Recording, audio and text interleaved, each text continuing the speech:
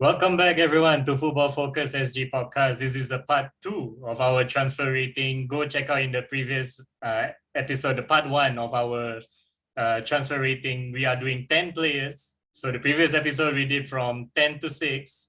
And now we're going to do the top 5 biggest transfer of this summer. Now, number 5. Gonna follow up like what Mr. JB last said. If only Manchester United are able to sign Sergio Ramos, it would be great. But what Manchester United did get was his fellow partner, Raphael Varane.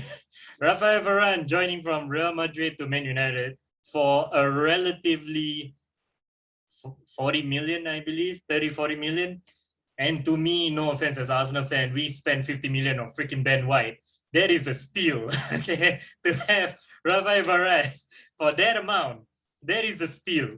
Okay, it's a broad daylight robbery right there. I'm giving this transfer. I mean, what a way for them to announce as well. In the start of the season, to bring the crowd back, right before the Man United thrashing of 5-1 to Leeds, the announcement of Raphael Varane, it is buzzing.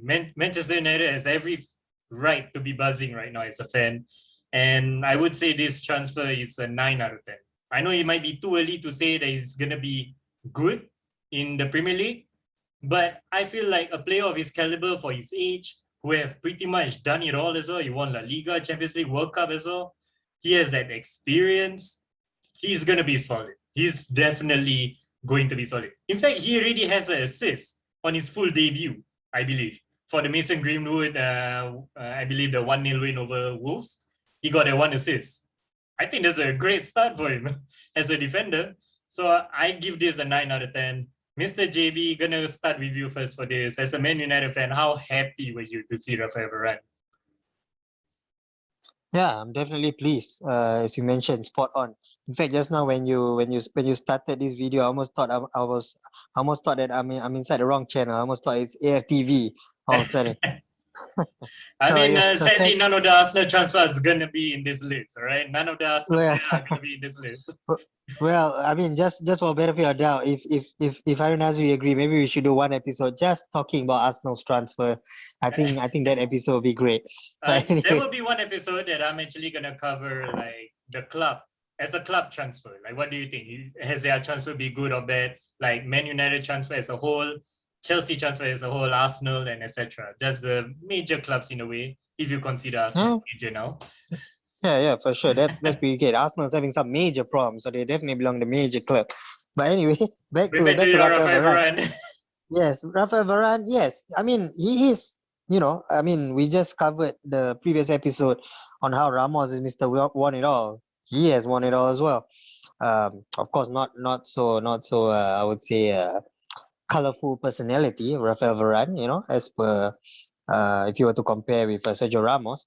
I'm not sure how many red cards he picked up. I think Ramos picked up more. Yeah, and he's definitely younger than Ramos. He's only 28, and yeah, I mean it is a very very good deal for United.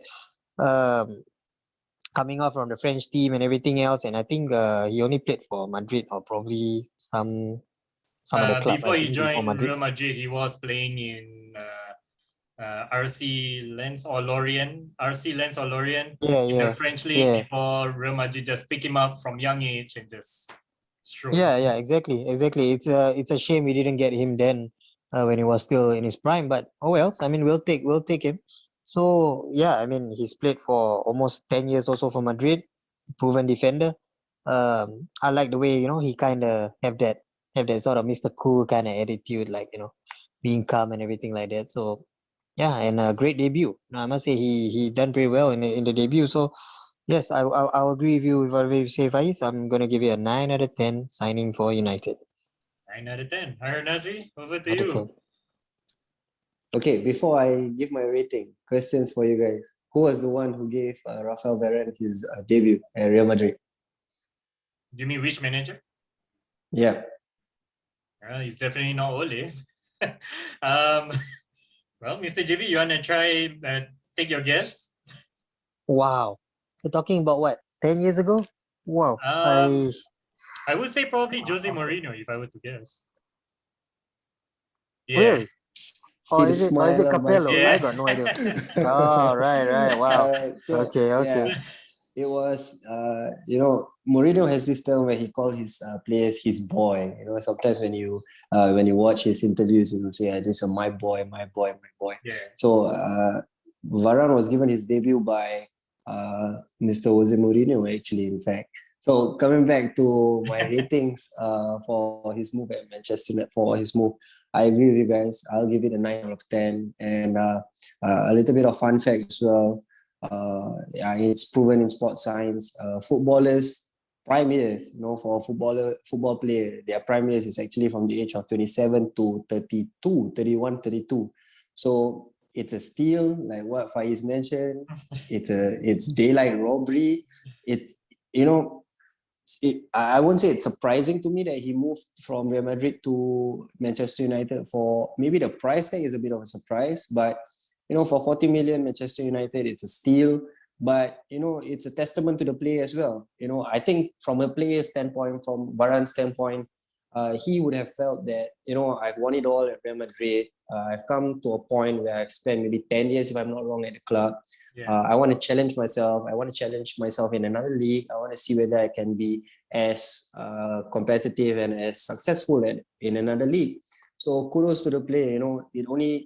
Manchester United is not only getting a winner, but Manchester United is also getting a player who only wants to push himself further, and that's brilliant from a coach's standpoint, and from a former player standpoint. This is the kind of players that we should respect. Players who wants to challenge I mean, this is the themselves kind of player and that you prove should themselves try to anywhere. sign, like Of course. quality. Yes. So what the hell is Edu doing at Arsenal then? Again, So we're gonna yeah, have another day to talk about it. yeah. I'll give it a Probably 9 out just of an 10. episode dedicated just for Arsenal, maybe. Yeah, man. See. Now we're gonna move on to spot number 4, and this is where the homecoming starts for the next 3 out of these 4 players that we're gonna cover. One of the player, we're gonna go back to La Liga again, and that is like what Harunazi mentioned earlier in the previous episode. Antoine Griezmann joining back to Atletico Madrid from Barcelona. Now, this came out of nowhere. But then at first, when I see this, I was like, why? They do need strikers. I mean, yes, they have Aguero, who's apparently injured now ever since Messi left. But they still have the pie. They say Ansu Fati. Okay, fine. Maybe Martin Braithwaite starting to hit form a little bit. But why Griezmann leave? My second thought comes in is that yes, Barcelona has a huge financial problem, and Antoine Griezmann is one of those players who is their marquee signing, their last marquee signing before the collapse of Barcelona in financial wise. So I believe this is to release whatever the wages that they are paying for him. So I guess in business perspective, financial wise, okay, it's understandable why they do it. But is it going to be a huge loss? Is it going to be a very big boost for Atletico, and Barcelona not winning this La Liga is going to be even more pushing them apart? So for me, I think this welcome home. I mean, the fact that Atletico Madrid got Antoine Griezmann back cheaper than when they sell him to Real Madrid, to Barcelona, I think, sir, I think it's a steal. They just got profit. They made profit out of him. So I'll give this an 8 out of 10, only because of my worry is, will his form dip of last season continue to this season? Now I know, yes, under Simeone, he's a different machine, but however, it's not like he play in another league. He's still playing La Liga. He's playing alongside Messi, yet he cannot have a good form last season. So just a slight benefit of a doubt. 8 out of 10 for me is, I think, is quite generous. A nice welcome home. Harunazi, over to you. Antoine Griezmann. I liken this move the same as what I did to Chelsea, from Atletico to Chelsea. Yeah. As I mentioned in the previous episode, their front lineup is stacked. They have a lot of attacking players, attacking options up front. And if you want to compete and be successful at major competitions, you would need a deep squad, I feel. And with addition of Antoine Griezmann, a World Cup winner, someone who's a good player, I think my cat is also excited with his move.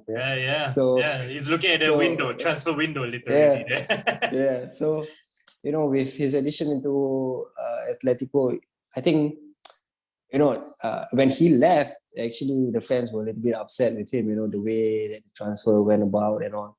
But from a player's perspective and from a playing standpoint, from a football standpoint, I think it's a good move for Antoine Griezmann. He wasn't getting all that love at Barcelona as well. And, maybe by moving to Atletico, it will reignite his fire, some sort. And, I believe Simeone must be rubbing his hands and clapping his hands in delight, with the options that he have up front. Just surprising. Yeah? Everyone is seemingly having problems with regards to their transfer budget and whatnot. But here we have Atletico spending money and, having They all the were La resources Liga in the world. champions, so Yeah, true. They have all the resources. It seems like they have all the resources to bring in all these players, man. So, new stadium as well, the Wanda Metropolitana. to be Like fair, I said, their transfers over the years has always been quality. Even though they released Carrasco for a very high price to China, the Chinese Super League, they And brought he back comes on back. free. Yeah, so I think this rarely happens, Like, say, example, if Lukaku, he went away from Chelsea, he went to a few clubs before going back to Chelsea. But here we have players who leave the club and come back straight away to the same club. So I think just by that, it only stems the amount of respect that is between the player and the coach and the management staff. And I believe and the fans still from love that him. standpoint, The fans doesn't cast him away. True. So I think he's gonna find his love back. I think his form is gonna reignite, and I'm crossing my fingers to hope that he performs like the Griezmann that we used to. I just want to see the Griezmann that we saw at the World Cup. The attacking player who's willing to defend, who's willing to work hard for the team. That is the kind of Griezmann that I want to see at Atletico. So 8 out of 10 for me. 8 out of 10. Mr. JB, is this a quality signing back, a welcome back for him that Atletico's gonna now, I would say, fighting to be consistent number one in La Liga now, breaking the trend of Barcelona and Real Madrid? Or is this just a short welcoming back for him? Yes, it will definitely be a huge homecoming. I mean, Atletico has been quite big in homecoming. I think previously it was Fernando Torres. I think they kind of did the same, homecoming kind of thing. And come on, Griezmann made his name there. He's well loved. It's a straightforward move. But the only problem that I couldn't really figure out is that the timing of the move is really shockingly It was out of last nowhere. minute. It was a deadline. Yeah, it was. Yeah, it was really out of nowhere. But when the dust kind of settles in, I mean, it kind of makes sense. I don't know. Ever since Ronald Koeman take over Barcelona, I'm not sure whether Griezmann is personally unhappy or happy with the current state of Barcelona at the moment. Because I kind of heard that in big games he wasn't even playing or he was being benched. I mean, to be fair to him, he's a quality player. I don't think any club that actually have Griezmann in their squad would actually put him in the bench unless there's some greater reason than to just put him in the bench. So, and also I believe last year there was some mention of him being unhappy at Barcelona, all those kind of rumors. So I mean, I'm not that big on conspiracy theory or anything like that. But if you weigh all this kind of unsettling kind of turmoil, in between here and there. So so I think he moves out, and I think it's fair because how old is he? He's probably 30 now. I think. I don't think he's young anymore. So okay, 30, I wouldn't say it's old, but yeah, I mean, like what Harun Nazir just shared, that's quite interesting to know that you kind of peak at a certain age range. So for me personally, it's a win-win move for Atletico, as for sure. I mean, it's just crazy that Barcelona actually agreed to, just go to the rivals despite whatever financial problems that you have. And it's strange that with financial problems, you can still get Aguero, you can still get Depay, and who knows how much you're paying that. Yeah, I mean, it's true. Yeah, they're all free. A lot but of the free wages, transfers, high-profile free transfers has been going around this year. Yeah, exactly. So it's crazy. So for me personally, Atletico win-win. I mean, it's crazy. You give to your rival. I think Atletico is easily one of the favorites right now. And Griezmann being well loved, he'll definitely fit in, that's for sure. I don't even think he needs to move out of his house, find a new apartment or anything like that. It's still La Liga. And yeah, I same sentiments to Harold Nasri. I really hope that the old Griezmann kind of, show up, the World Cup Griezmann. I'll give this a 9 out of 10 for Atletico, a steal. 9 out of Well, 10. but yeah, but just to clarify, it's a loan move, right? With option to buy, is it? Or Yeah. So I feel it's a win-win thingy. And I think if once he's happier in Atletico, I think just get him back, Yeah, I think most likely if he's gonna have an amazing season at Atletico, I don't think he wants to go back to Barcelona then, right? Well, moving on to now the final three players. This next player is also another one of those homecomings. Welcome back after how many years? And it is in the Premier League. It's Romelu Lukaku from Inter Milan to Chelsea. And what convenient time for him to join to have his debut against Arsenal, right? Right? So I'm gonna go first for this after seeing his performance in disastrous performance by Arsenal against Chelsea. But when I see Lukaku there again, he never missed a step. That's what I feel. I feel like the moment he get back on that Chelsea team, it's like he doesn't even need to change or adapt or anything. He just get the ground running. Everyone, that presence he have, he run Arsenal defender to the ground. Pablo Mari was running all over the ground. It's like it's like as Arsenal fan, when he's there now, it feels like almost like Didier Drogba in Chelsea again. That fear, that presence, no matter what, on his off day, given a chance, he can run and just score on his own at any given time. That's just him. He's a game changer.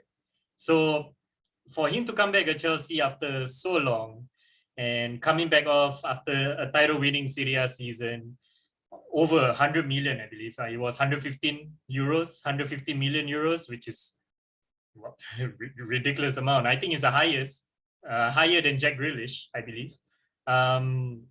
It's a solid signing. Chelsea has been having a lot of issues with strikers. They barely need. Yes, they have Timo Werner, but Timo Werner does need time to get the ground running. But Romelu, I think you can see it yourself. He can just get on with it, I give this a 9 out of 10. A 9 out of 10. It's a solid signing. I'm not going to give 10 only because he's a rival. That's all.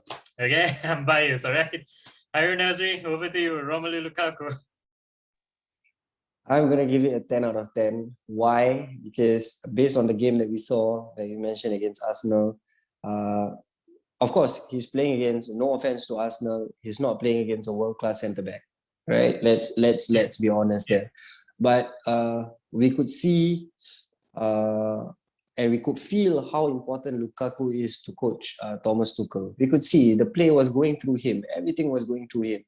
And all these jokes and memes about him having a bad first touch and whatnot, we couldn't see any of it during that match, right? No, and also the not at match all. after that, the one where they drew against Liverpool, Yeah. there was none of that. So, and it's testament to the player. Of course, playing in the Premier League, you're going to get all this nonsense and rubbish about people talking and talking and talking. And with him, it's a good example to see that when you go away for a bit, it only rejuvenates you and it only improves you. And when you come back, I won't say that he's a complete player, but I think he's a complete forward. He's a complete striker. Yeah. You want him to hold the ball, he can hold the ball. You want him to score, he can score. You want him to hit, he can hit. You want him to finish from close range, he can do that. He can also finish from outside the box. Yeah. So I think Coach Thomas Tuchel looks at the whole product. Of course, we compare him to Timo Werner, and I've said this before. Timo Werner is not an out-and-out forward. Timo Werner likes to come in from the left during his time at Like RB a Leipzig. shadow striker, the second Yeah, striker. in a way, shadow striker or a player playing from the left side, coming inside. That's how he used to play under Julian Nagelsmann as well at RB Leipzig. So, yeah, I think I give it a 10 out of 10 because I think it's a good move. And Chelsea has been consistent with their signings. They don't care about the price. They don't care about the amount. If this is the set player that we want, we're going to get him by hook or by crook. That's testament to Chelsea's ownership and the board of directors and the management staff. For the player himself, like I mentioned above, like I mentioned before in the previous episode, We all know Inter Milan is also going through some problems with the Suning group, the ownerships.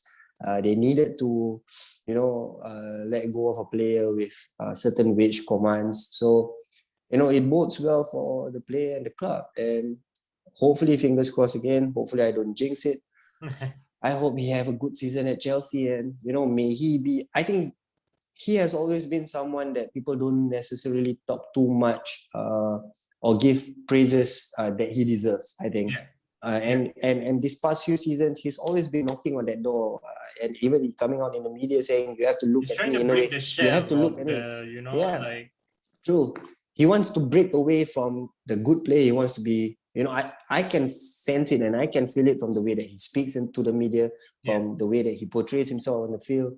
He wants to break away from that good player to, I'm a great player now. Like you mentioned, Didier Drogba.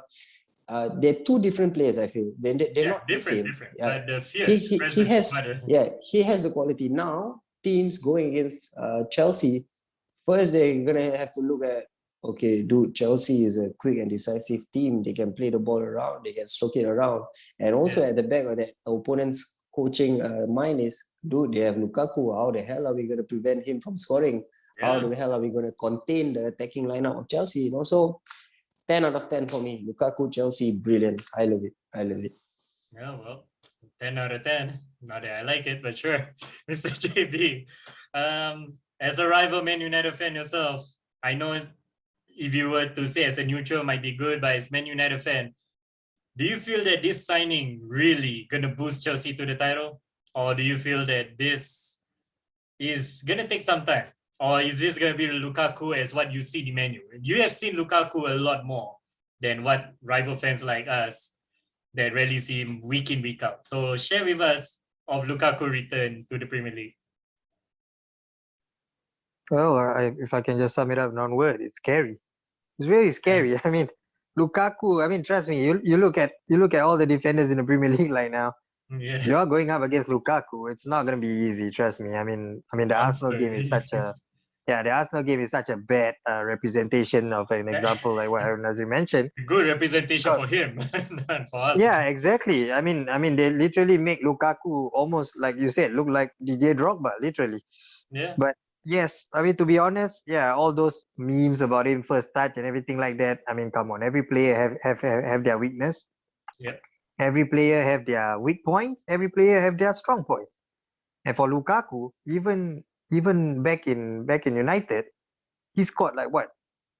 Almost 30 goals, almost. Okay, I think just short of 1 or 2 goals probably for United. Yeah. So I feel that probably United is a bit. I mean, the United fans are a bit more critical of him for some reason, which I can't explain why. For me personally, I'm a fan of him. Targeted in Man United at that point. Exactly. I mean, it seems like he's always being targeted despite him scoring so much for West Brom and after that for Everton. And yes, I agree with Aaron Nasri. He didn't get enough credit at all for the things that he do in English football. I mean, if you compare Grealish price tag and his price tag, Grealish is actually more by like maybe 2-3 million more, 100 plus. He's also 100 plus. Lukaku is about 115 or something like that, or 113, and Grealish is like slightly more.